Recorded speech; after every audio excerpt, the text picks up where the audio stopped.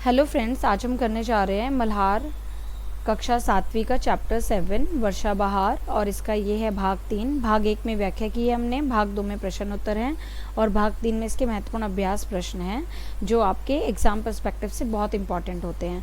तो चलिए शुरू करते हैं। ये है मल्टीपल क्वेश्चंस। आपको सबसे पहले क्या करना है, अपने एक पेन और पेपर ले लीजिए या एक नोटबुक ले लीजिए रफ। वीडियो को पॉज करेंगे और आंसर्स को गैस करेंगे।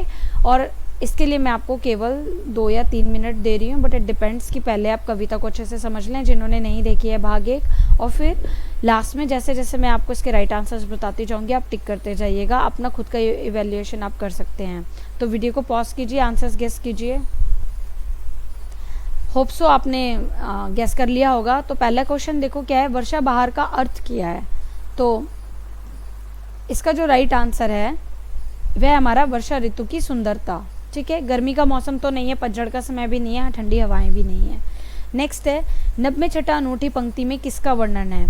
तो नभ मैंने आपको पहले भी पार्ट 2 की वीडियो में भी बताया था, जहाँ भी वर्ड आता है वहाँ से कोरिलेट करके भी आप आंसर गैस कर सकते हैं। तो नभ यानी बादलों का। लुभा रही है का क्या अर्थ है। तो लुभाने का मतलब क्या होता है, आकर्षित करना। पार्ट 1 की वीडियो में मैंने शब्दार्थ में भी कराया है ये। बिजली चमक रही है, इस वाक्य में क्रिया क्या है। क्रिया क्या होती है, किसी काम को करने या होने के ढंग को क्रिया कहते हैं। तो ये चमक रही है, चमकना। ठीक है। ग्रीष्म ताप का तात्पर्य है। तो ग्रीष्म ताप का तात्पर्य क्या है, गर्मी की तपन। तो ग्रीष्म देखो, ग्रीष्म का मतलब होता है ग्रीष्म ऋतु, ताप मतलब तपन यानी कि जो तप रहा है। ये भी मैंने आपको शब्दार्थ में कराया था। नेक्स्ट देखिए, फिर से आप वीडियो को पॉज करके अपने आंसर्स गैस कीजिए। मैं तब तक आंसर बता रही हूँ, आप वीडियो को पॉज कर सकते हैं। अनोखी शब्द का पर्यायवाची क्या है। अनोखी का मतलब होता है हमारा अद्वितीय।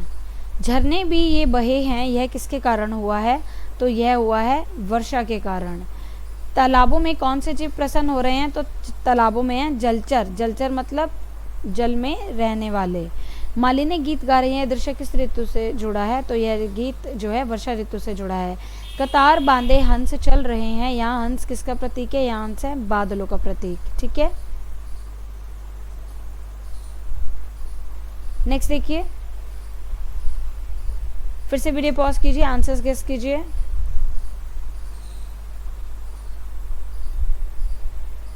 आपने आंसर्स गेस कर लिए होंगे।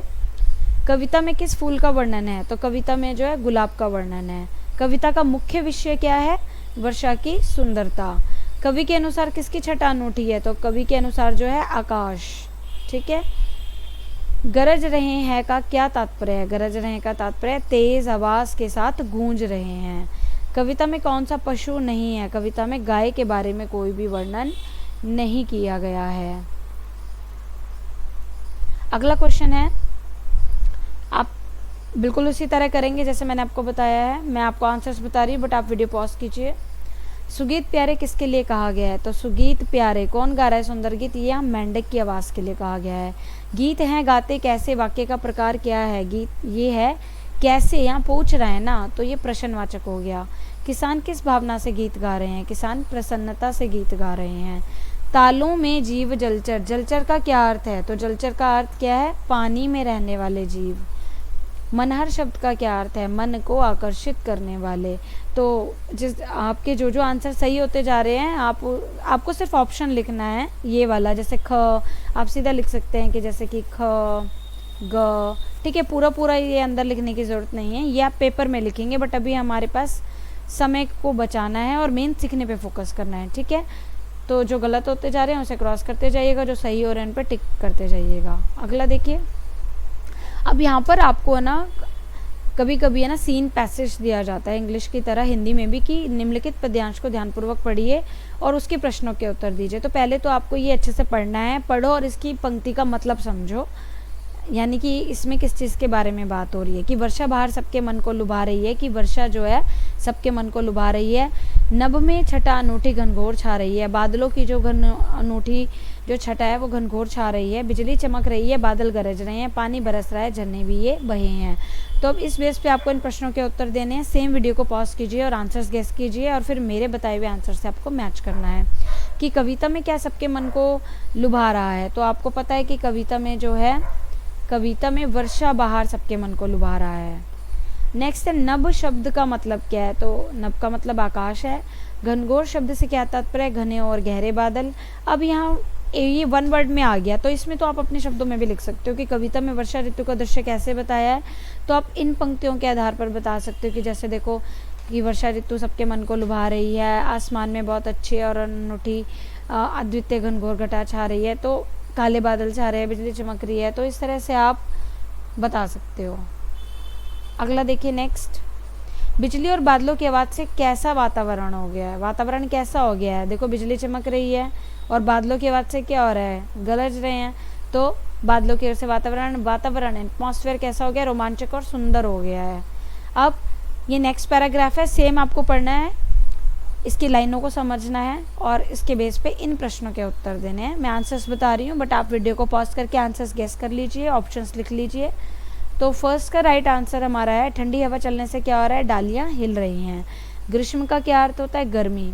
पपीहे क्यों खुश हैं, क्योंकि उन्हें वर्षा पसंद है। तो ये हमारे जो है राइट आंसर्स हैं। आगे देखिए नेक्स्ट,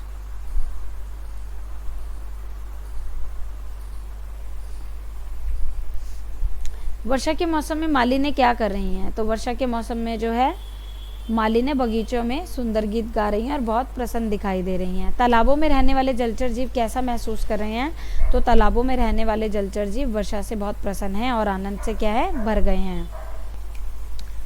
नेक्स्ट क्वेश्चन है हमारा, सेम पैसेज है, इस बेस पे इन प्रश्नों के उत्तर देने हैं। वीडियो को पॉज करके आप आंसर गेस कीजिए। वन में कौन नृत्य कर रहे हैं, तो वन में जो है मोर नृत्य कर रहे हैं। खिलता गुलाब कैसा सौरभ उड़ा रहा है, यहाँ सौरभ का क्या अर्थ है, तो यहाँ सौरभ का अर्थ है खुशबू। मेंढक किस तरह लोगों को लुभा रहे हैं, तो गीत गाकर लुभा रहे हैं। ठीक है, नेक्स्ट है, वर्षा ऋतु में गुलाब का फूल क्या कर रहा है, तो वर्षा ऋतु में गुलाब खिल रहा है और अपनी सुगंध या खुशबू फैला रहा है। आमोद छा रहा है का मतलब, यहाँ पर मैं आपको आमोद छा रहा है का क्या मतलब है, ठीक है, तो ये मैंने आपके लिए छोड़ा है। आमोद छा रहा है का मतलब आप खुद से बताएंगे, मैंने इसका आंसर आपको नहीं दिया है, ये आप गैस कर लीजिए पहले। नेक्स्ट क्वेश्चन पे चलते हैं।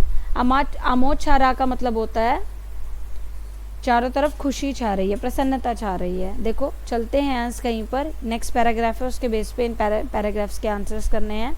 किसान खेतों में क्या कर रहे हैं, तो किसान खेतों में गीत गा रहे हैं। हंस किसका रूपक है, ये मैंने बार बार आपको कविता में भी बताया, भाग 2 की वीडियो में भी बताया है, बादल का। सारे जगत की शोभा निर्भर है इसके ऊपर, तो इसके ऊपर से क्या तात्पर्य है, वर्षा। कविता में बादलों की तुलना किससे की गई है और क्यों, तो ये अभी भी आया है थोड़ी देर पहले ही हमारा, कि कविता में जो है बादलों की तुलना हंसों से की गई है, क्योंकि वे आकाश में सुंदर पंक्ति में उड़ते हुए प्रतीत होते हैं। वर्षा ऋतु को अनोखी बहार क्यों कहा गया है, ठीक है, तो वर्षा ऋतु को अनोखी बहार इसलिए कहा गया है क्योंकि यह धरती पर सुंदरता और जीवन भर देती है, यह संपूर्ण संसार की शोभा को बढ़ाती है। Thanks for watching, study for me. Channel को शेयर कीजिए, लाइक कीजिए एंड सब्सक्राइब कीजिए। मिलते हैं नेक्स्ट चैप्टर में, till then take care and bye bye.